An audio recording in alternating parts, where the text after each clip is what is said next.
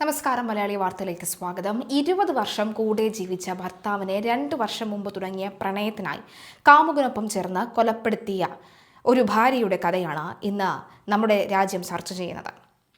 കാമുകനൊപ്പം ചേർന്ന് കൊലപ്പെടുത്തി റോഡിൽ തള്ളിയ കേസിൽ ഭാര്യയും കാമുകനും അറസ്റ്റിലായിരിക്കുകയാണ്. ആന്ധ്രാപ്രദേശിലെ അന്നമയ്യ ജില്ലയിലാണ് ഈ സംഭവം നടക്കുന്നത്. റോഡ് അപകടവുമായി എഴുതിത്തള്ളാൻ ശ്രമിച്ച കേസിലാണ് പോലീസിന്റെ സമഗ്ര അന്വേഷണത്തിലൂടെ ഞെട്ടിക്കുന്ന വഴിത്തിരിവ് ഉണ്ടായിരിക്കുന്നത്. സുബ്രഹ്മണ്യം എന്നയാളാണ് ദാരുണമായി കൊല്ലപ്പെട്ടത്. സംഭവവുമായി ബന്ധപ്പെട്ട് ഇയാളുടെ ഭാര്യ ഉമാദേവി, കാമുകൻ ചരള സുബ്രഹ്മണ്യൻ എന്നിവരെ ഓഗസ്റ്റ് 11-നാണ് പോലീസ് അറസ്റ്റ് ചെയ്തത്. ആന്ധ്രാപ്രദേശിലെ മദനപ്പള്ളി തിരുപ്പതി ദേശീയപാതയോരത്ത് ഒരു മൃതദേഹം കണ്ടെത്തിയതോടുകൂടിയാണ് കേസിന്റെ തുടക്കം.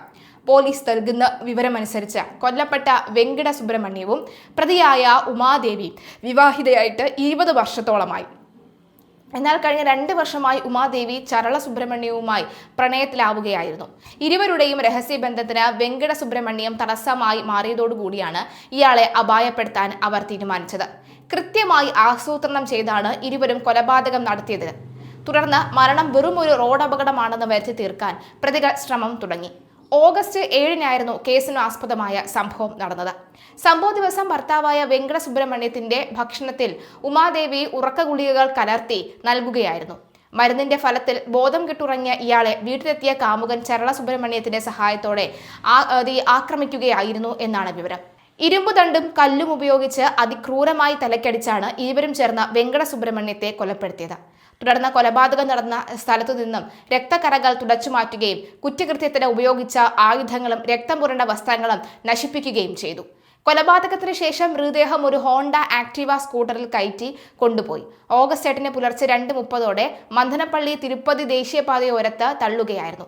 അതിവേഗം പോയ വാഹനം ഇടിച്ചുണ്ടായ അപകടമാണെന്ന് വരുത്തി തീർക്കാനായിരുന്നു ഇവരുടെ നീക്കം. ദേശീയപാതയിൽ മൃതദേഹം കണ്ട പോലീസ് ആദ്യം ഇതൊരു സാധാരണ റോഡ് അപകട മരണമാണെന്നാണ് നിഗമനത്തിലെത്തിയത്.